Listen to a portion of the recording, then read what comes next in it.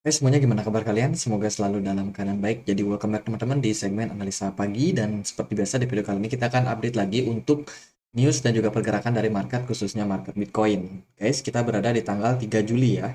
Dan kita udah melewati weekend dan sekarang kita ongoing untuk mencari closing time frame weekly untuk Bitcoin, dan menurut saya akan sangat penting seperti apa progres buat Bitcoin ke depannya. Hari ini hari Senin baru ada beberapa news setelah kemarin hari Minggu itu libur ya teman-teman. Nggak terlalu banyak ada pergerakan market, news pun juga sangat sedikit sekali. Tapi hari ini ya lumayan akan ada beberapa data soal manufacturing terutama ya dari China, Uni Eropa, Inggris, sama Amerika Serikat. Ini datanya dari seluruh belahan negara hari ini. Akan sangat penting untuk kita lihat seperti apa kondisi manufacturingnya. Ini mungkin akan lebih banyak ngaruh ke market saham, teman-teman, karena ya manufacturing berhubungan sama industri yang sekarang sedang mencoba untuk menggeliat market setelah kemarin dihantam pandemi, banyak perusahaan-perusahaan tutup, supply chain bermasalah dan lain sebagainya, dan sekarang udah waktunya untuk recover dulu. Terus juga dari Indonesia akan ada data soal inflasi, core inflation dan juga inflasi dari Indonesia. Apakah naik, apakah turun? Ya itu mungkin akan lebih banyak nanti ngaruh ke market saham. Jadi itu sih hari Senin, nggak terlalu gimana-gimana teman-teman. Nah buat teman-teman yang ketinggalan untuk Fed apa namanya Fed Funds Rate atau Fed Funds Tools ya, monitor tools, itu saat ini kita akan dapat FOMC meeting lagi teman-teman di tanggal 27 Juli, tepatnya 3 minggu 2 hari ke depan ya. Dan sekarang dari konsensus itu masih yakin bahwa The Fed masih bakalan naikin suku bunga sampai 86%. Teman-teman, bagaimana kita tahu data PCE kemarin menunjukkan tren yang sangat-sangat positif, di mana PCE inflation itu mengalami penurunan yang lumayan signifikan. Ya, ini sebenarnya sudah cukup menjadi indikasi bahwa inflasi sudah berhasil dikendalikan. Dan ini juga menjadi indikasi bahwa inflasi kayaknya udah bakalan mendekati fase-fase terakhirnya, teman-teman. Jadi untuk kedepannya market akan ongoing untuk masuk ke posisi pemulihan. Semoga aja memang benar-benar bisa terrealisasi ya.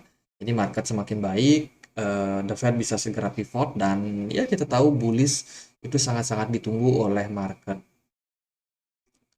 Kemudian gimana posisi daripada pergerakan Bitcoin?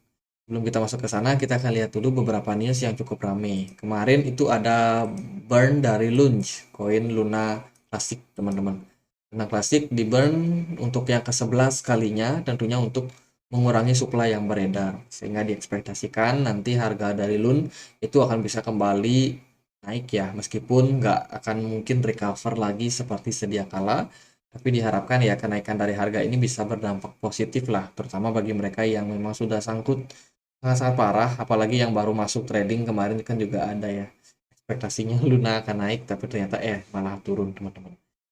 Jadi ini ya bisa dibilang good news lah. Kita tunggu aja, karena yang melakukan burn-nya itu dari Binance sendiri.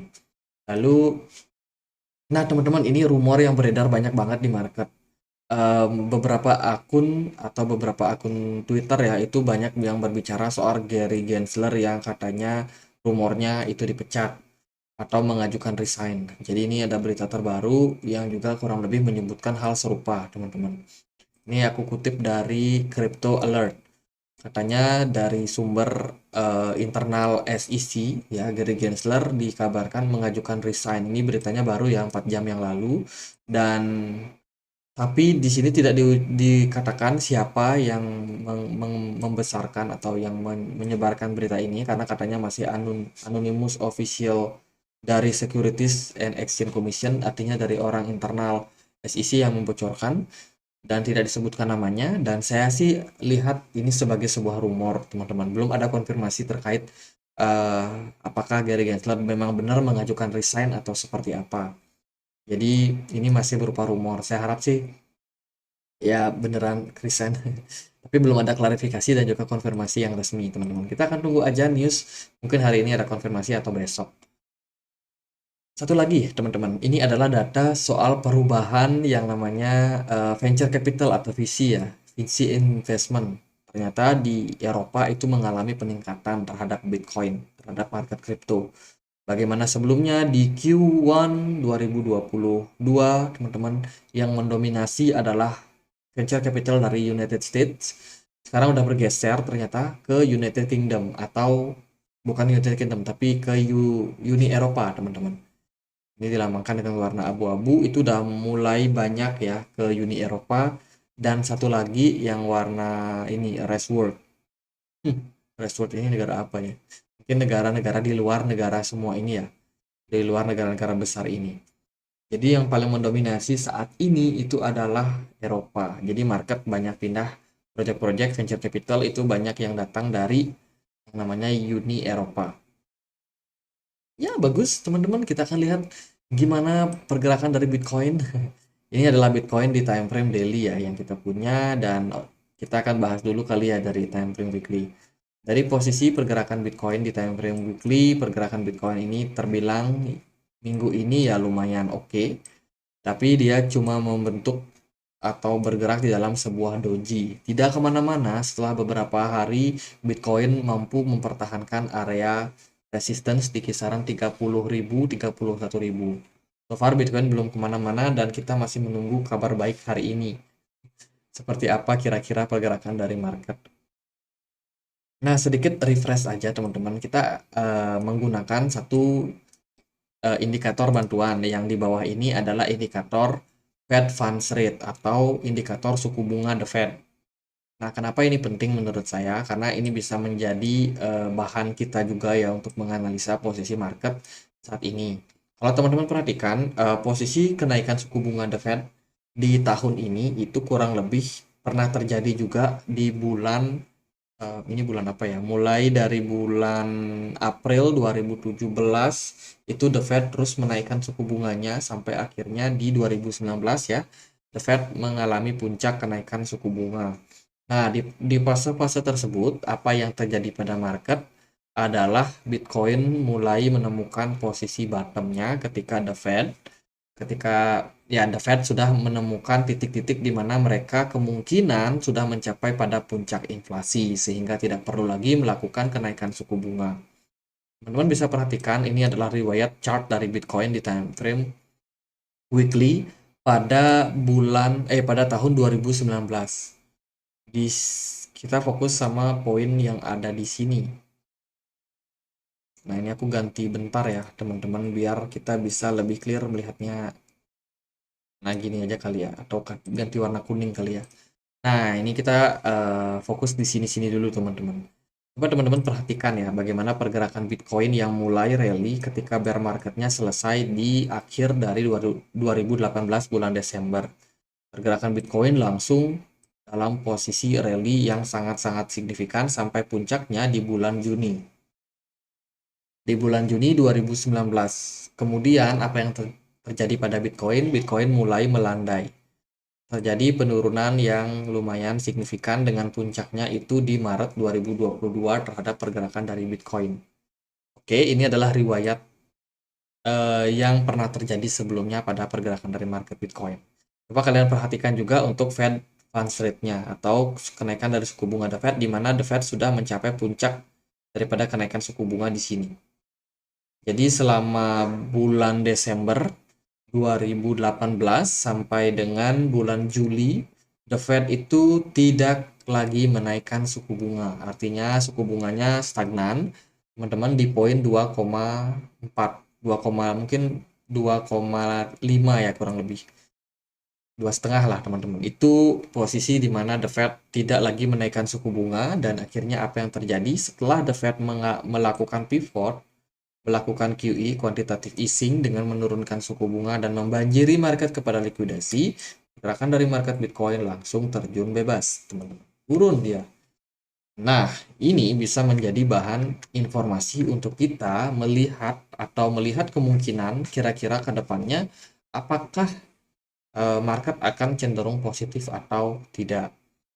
Lalu apa hubungannya sama pergerakan yang sekarang? Nah, kalau teman-teman perhatikan, pergerakan Bitcoin sekarang itu kurang lebih juga serupa sama yang terjadi pada 2019 lalu. Oke, jadi ini bisa menjadi bahan pertimbangan untuk kita semua untuk melihat skenario yang mungkin terjadi pada Bitcoin. Teman-teman perhatikan Bitcoin sudah rally ya, bahkan menjelang yang namanya kenaikan suku bunga berakhir atau The Fed nggak lagi naikin suku bunga. Bagaimana Bitcoin udah rally sejak bulan November 2022 atau mungkin Desember ya, awal Desember lah kira-kira itu dia udah mulai rally teman-teman. Rally naiknya sampai mana? Sementara sih puncaknya ada di kisaran 31.000, tepatnya itu dapat di bulan April. Dan sekarang teman-teman perhatikan suku bunga The Fed ini udah mulai sideways. Bahkan kemarin The Fed berencana untuk The Fed sudah pause ya satu kali, tapi masih ada kemungkinan The Fed bakal menaikkan suku bunga. Nah, yang jadi pertimbangan adalah kemarin itu kan data PCE-nya cenderung positif ya buat market. Artinya adalah inflasi berhasil ditekan. Akankah nih, ini pertanyaannya, akankah The Fed masih bakalan naikin suku bunga di bulan Juli ini? Atau yang kita lihat dari forecast ini hanya ya forecast aja teman-teman. Pada kenyataannya di bulan Juli mungkin aja The Fed nggak naikin suku bunga lagi, justru malah pause. Pause satu kali lagi karena mungkin entah itu ada berita apa perbankan yang mulai goyang lagi kah, atau mungkin The Fed merasa tidak cukup atau sudah cukup nih menaikkan suku bunga, kayaknya nggak perlu lagi karena dikhawatirkan akan ada badai PHK atau resesi yang lebih besar. Nah, itu kan bisa terjadi juga, teman-teman. Jadi, yang kita lihat sekarang adalah inflasi udah turun, lalu apakah The Fed masih berani naikin suku bunga atau tidak? Nah, ini yang perlu diwaspadai. Kalau andai kata ya The Fed nggak naikin suku bunga lagi, bisa jadi Bitcoin itu masuk ke fase yang seperti kita lihat di sini. Fase sideways yang cukup panjang, kemudian ada sedikit pergerakan turun juga yang bisa mengindikasikan bahwa The Fed udah siap-siap QE, serta Bitcoin ternyata udah akan masuk fase koreksi terlebih dahulu seperti yang terjadi sebelum-sebelumnya. Apakah bisa seperti itu? Jawabannya adalah bisa, teman-teman. Makanya kita harus tetap berhati-hati dalam posisi sekarang. Even Bitcoin udah mulai rally ya, kelihatannya rally, good news banyak, tapi tetap harus waspada sih untuk sekarang. Jadi itu yang aku mau sharing ke teman-teman karena pergerakan Bitcoin belakangan ini sideways. Kita siap-siap aja skenarionya kalau seandainya nih Bitcoin gagal untuk menembus area 31.000. Itu menjadi level strong resistance untuk Bitcoin saat ini. Oke, ini kita hapus untuk indikator Fed Funds Rate. Kita akan gunakan indikator terbaru. Jadi teman-teman udah dapat gambaran soal skenario Bitcoin. Kalau nih andai kata ya Bitcoin bergeraknya sideways terus, nggak berhasil tembus 31.000, itu bisa menjadi skenario yang kita akan lihat. Jadi pergerakan Bitcoin akan cenderung stagnan di sini, perlahan-lahan terus dia mengalami koreksi seiring dengan menurunnya suku bunga The Fed. Jadi itu teman-teman. Now, kalau Bitcoin berhasil menembus area 31.000, ini merupakan sebuah sentimen yang cukup positif. Kalau saya sih melihat Bitcoin sudah bergerak dalam tren yang positif dalam sebuah Elliott Wave Count, teman-teman. Pertama, Bitcoin udah create wave 1, wave 2 udah selesai dalam koreksi, sekarang kita running untuk create wave 3. Dan juga kemudian wave 4 dan baru terakhir wave 5. Entah itu di mana harganya. Dan sekarang proses pergerakan Bitcoin ini juga kecenderungannya adalah dalam posisi wave count yang lebih kecil, ya kan? Jadi Bitcoin ada wave 1, kita harap Bitcoin bisa selesai untuk bikin wave 2, dan kemudian berikutnya adalah kembali dalam tren kenaikan, ya. Itu ekspektasinya, teman-teman. Apakah bisa terrealisasi atau enggak ya tergantung sama market. Tapi yang paling penting sekarang adalah kita dalam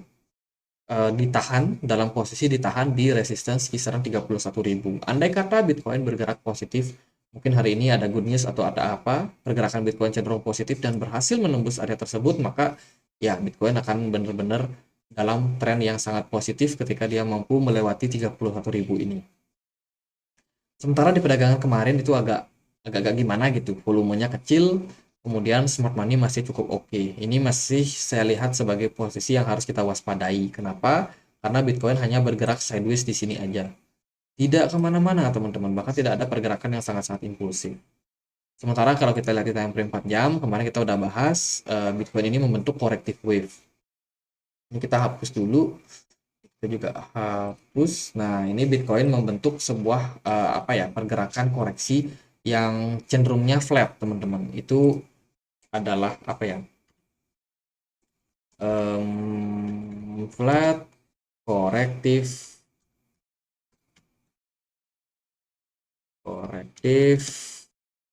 pattern atau wave. Jadi sebenarnya Bitcoin masih dalam proses yang bisa dibilang sideways. Tapi kita perlu melihat nih kira-kira ke depan arah Bitcoin bakal kemana. Kalau aku sih melihatnya ya, Bitcoin ini ada kecenderungan membuat apa sih namanya yang ini, expanding or reverse symmetrical. Ini sifatnya adalah broadening wedge. Setelah tren kenaikan yang terjadi, Bitcoin bergerak seperti toa gitu, seperti triangle toa ya teman-teman. Kalau kita perhatikan pergerakan Bitcoin cukup relate dengan 5 kali wave, dan sekarang kita mungkin udah dapat wave 5-nya terakhir di kisaran 29.400. Nah, untuk masuk ke step selanjutnya, Bitcoin ini harus dalam posisi yang trend atau dalam posisi bullish, sama seperti di sini teman-teman. Kalau itu terjadi, maka posisi 31.000 itu akan menjadi level resistance yang mengkonfirmasi ya terhadap pergerakan dari bullishnya Bitcoin. Tapi andai kata dia gagal menembus level tersebut, teman-teman siap masuk ke skenario yang pertama tadi, terutama soal suku bunga The Fed. Ini masih kita waspadai ke depannya seperti apa. Semoga aja Bitcoin mampu melewati level-level resistance yang penting di sini, apalagi dengan sentimen-sentimen yang kita udah temukan ya di market seperti apa, dengan tetap selalu waspada dengan potensi-potensi yang lain, teman-teman. Karena kalau kita lihat dari indikator Lokan juga menunjukkan bahwa smart money-nya udah mulai turun sejak Juni 2000 Juni tanggal 26 kemarin itu turun terus sampai hari ini. Jadi smart money-nya perlahan-lahan udah mulai exit dari market. Takutnya nanti at the end of the day makin lama makin turun, sehingga ya Bitcoin justru masuk dalam fase koreksi dan belum siap untuk bullish. Oke, gitu aja. Semoga videonya bisa bermanfaat. Semoga bisa jadi pertimbangan buat teman-teman. Dan kalau ada pertanyaan lain, ada poin lain buat dibahas, teman-teman bisa langsung tulis langsung di kolom komentar. Kita juga punya komunitas diskusi di Telegram. Di sini kita banyak sharing informasi-informasi terupdate. Jadi buat teman-teman yang mungkin merasa, wah ketinggalan terus nih berita-berita terupdate, silakan untuk join ya teman-teman. Untuk linknya, teman-teman bisa temukan di kolom deskripsi. Jadi gitu aja. Semoga bisa bermanfaat. Dan akhir kata saya Andri. Terima kasih.